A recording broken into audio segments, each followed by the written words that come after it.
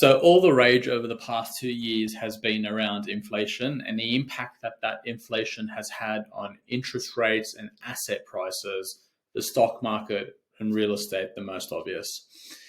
Inflation has moved from it not being a problem, supposedly transitory during the pandemic, to a big realization that inflation is here, it's a big problem, let's fight it, let's increase rates. And I believe what's happening now is the third phase of inflation around the world starting to come under control, starting to moderate, starting to show signs of dissipation. And while we might not be at target band ranges yet, I think it's very important to stop and smell the roses. This week, I want to point to a couple of interesting international markets and what's happening there. And I'm going to bring it back to Australia and how that impacts real estate outlook in Australia. Canada and the UK are very interesting markets that I like to watch. Let's talk about Canada and why that's important to Australia. Canada is a very similar economy in terms of its structure and in terms of its leverage to commodities like Australia. Now, obviously being in North America, there are obvious differences, but Canada's central bank, the Bank of Canada, tends to react to inflation in a similar way to Australia. If you have a look at fixed rates, if you have a look at the variable rate market, if you have a look at their real estate market, there's similarities. Not an exact mirror, but definitely more similarities than places in Europe or the US, for example, for us here in Australia.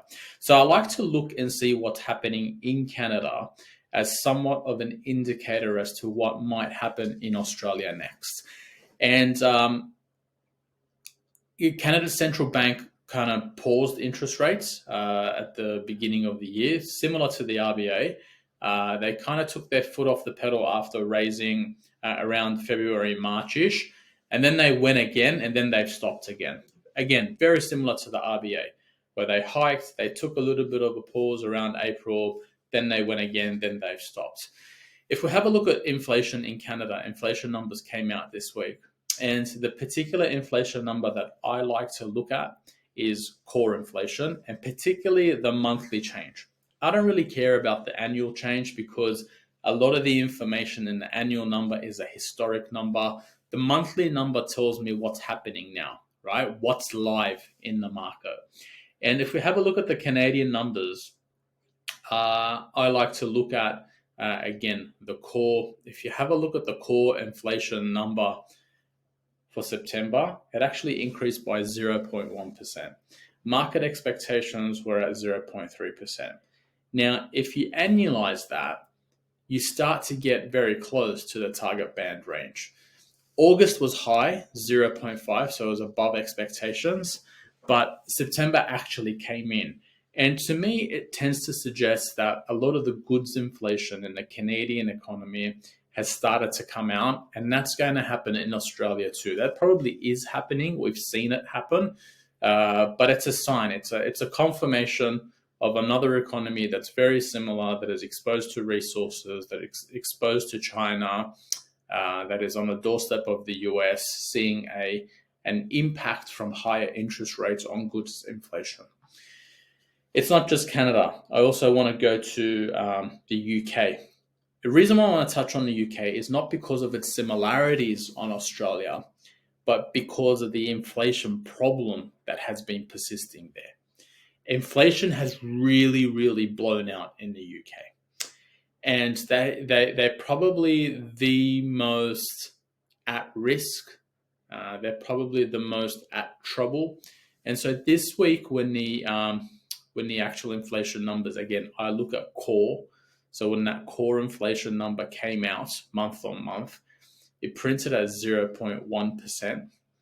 Market expectations and forecasts were at 0.6%. The market was expecting the worst for Canada, for the UK, but it actually came in a lot. And ironically, the same number in Canada. I wouldn't put too much attention on that being the same number, but again, I want to talk about the trend. The trend is showing that inflation, the monthly inflation, the number that we need to watch, is starting to trend down. Now, 1 month is not enough to confirm a trend, but it's also important not to dismiss it. It's important not to dismiss because a few of these months start to happen, and then all of a sudden we're into the end of the year. Central banks come back next year. There could be a big flavor of change in the air. One thing that could complicate that are oil prices. Oil prices have continued to tick up. So what you have on the screen here is Brent crude, which is what I like to look at. Brent crude prices did come off. So they spiked at the onset of the Russian war with Ukraine. And then they came back. They were sitting at about $70 a barrel, and they bounced to about 90. So oil has bounced. Oil has broken out of this weak trend. But oil is an interesting, it's a double-edged sword, because when the global economy is strong, oil prices tend to rise. But when the global economy starts to slow, oil is very sensitive to Western demand, particularly G20 demand. And this bump in oil prices that we've seen recently, I believe what it is it's more an issue of the Chinese economy coming back on stream. The US economy has showed signs of resilience, but I think it's more sort of China coming back on stream, and that explains the bounce. If oil continues to rise and rise above $100 a barrel, then I think the inflation numbers that we've been seeing out of the UK and Canada probably don't confirm a trend.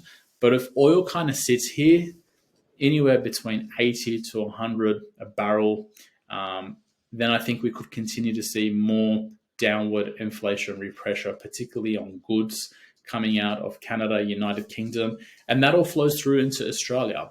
That all flows through into bringing our annualized rate in Australia above 6 to below 5 to closer to 4. And what that means that the monthly will continue to come down, and all of a sudden we start cycling into next year, not too far away from the 2 to 3% target band range.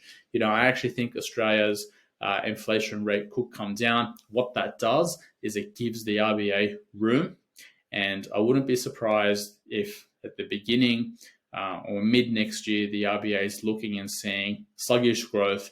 It's seeing inflation not a problem like it was in 2020 or the beginning of 2023, and the market starts to price that change. The real estate market is always forward-looking. The real estate buyer, the real estate investor, particularly the residential in primary markets. Sydney is a primary global market.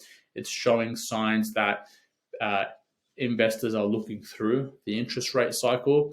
That's why we've had a bit of a bump up in prices. We've had a lot of resilience. And I think that we are now coming through that raising cycle and looking through the value. So I wanted to give you a different global perspective. I wanted to, take our eyes off the domestic space, have a look and see what's happening to inflation around the world, particularly in problematic markets, and give you some hope that as long as oil prices don't break out, as long as they remain between 80 to 100, I think that inflation continues to come down, becomes less of a problem next year, and the market will tend to react to that. Hopefully that was of use to you. Make sure you continue to subscribe to these Wealthi updates. I like to look at the macro factors, the economic factors. Dom Neshu, who's the managing director at Wealthi, he looks at the actual micro factors, more of the actual real estate markets, the clearance rates, what's happening in different cities, the driving factors behind real estate. And of course, we publish a lot of great content in Spanish to our market in Latin America and here in Australia. And so if you do speak Spanish, I encourage you to check out Wealthi and Espanol also across all the channels that we publish on. Thanks a lot. Have a great weekend.